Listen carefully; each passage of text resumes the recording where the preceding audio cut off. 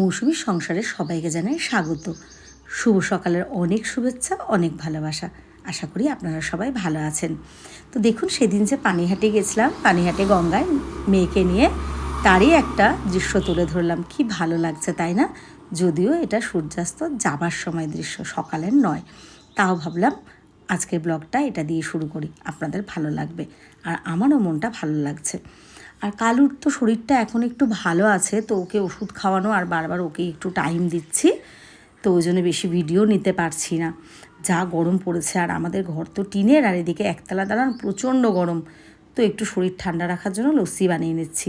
লস্যিটা দু কাপের মতন বা ওই 2 চামচের মতো বড় যে ডাবু হাতা, ওই চামচে 2 চামচ দিয়েছি, আর 1 চামচ তুলে ওই দইটা একটু ফেটিয়ে রাখলাম।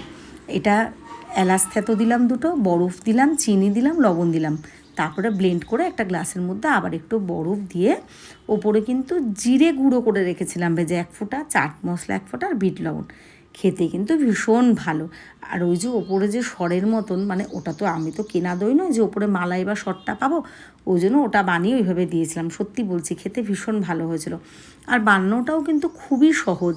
তো বাড়িতে এখন যা গরম পড়েছে, বাচ্চা থেকে বড়, হ্যাঁ, যাদের টক দই খাওয়া চলে বা কিছু, তারা এইভাবে বানিয়ে খান, খুবই ভালো লাগবে।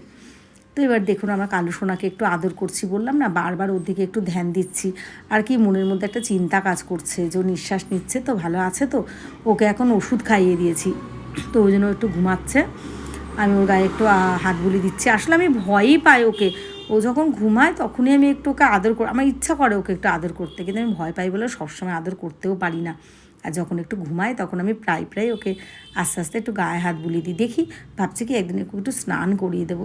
তো যাক, ওকে একটু আদর টাদর করে আমিও ঘরের কাজটা সেরে, ঋষিও এসে গেছে স্কুল থেকে। এরপরে আমি ভাবছি কি একটু স্যালাড বানাই। আমার না একদম ভাত খেতে ইচ্ছা করছে না, কি অসহ্য গরম। আর ওই ভাত আর ডাল সেদ্ধই করে রেখেছি, তো স্যালাড বানাচ্ছি। আর এই যে চিয়া সিডটা দিলাম, মানে টক দইটা ফেটিয়ে চিয়া সিড দেবেন, তার সাথে লবণ, টমেটো, শসা, পেঁয়াজ, ধনেপাতা সব দিয়ে এটাকে মাখিয়ে রাখছি। চিয়া সিডটা একটুখানি ভিজে যাবার পরে, ফুলে যাবার পরে তারপরে এটা খেয়েছি। চিয়া সিড কিন্তু আপনারা সবাই খেতে পারেন, এটা খাওয়া কিন্তু প্রচণ্ড ভালো। এটা কিন্তু খুবই প্রোটিন। তো ওই জন্য আমি এটাই খাবো, বানিয়ে রাখছি। তো রেডি করে রেখে তারপরে আবার একটু পরে যখন চিয়া সিডটা ফুলে যাবে আমি তখনই খাবো। আর ঋষিকে দিয়েছিলাম, আমার তো ভালোই লাগছে, এমনি আমার ভালো লাগে। আর ঋষিকে একটুখানি দিয়েছিলাম, খাবে না বায়না, এমনিও খেতে চায় না এসব, তাও বললাম একটু খা। যাই হোক, এগুলো আপনারাও বাড়িতে বানিয়ে খাবেন, উপকারী হবে। আজকে ভিডিওটা এখানেই শেষ করছি। সবাই ভালো থাকবেন, সুস্থ থাকবেন, আমাদের পাশে থাকবেন। ভালো লাগলে একটা লাইক কমেন্ট করবেন।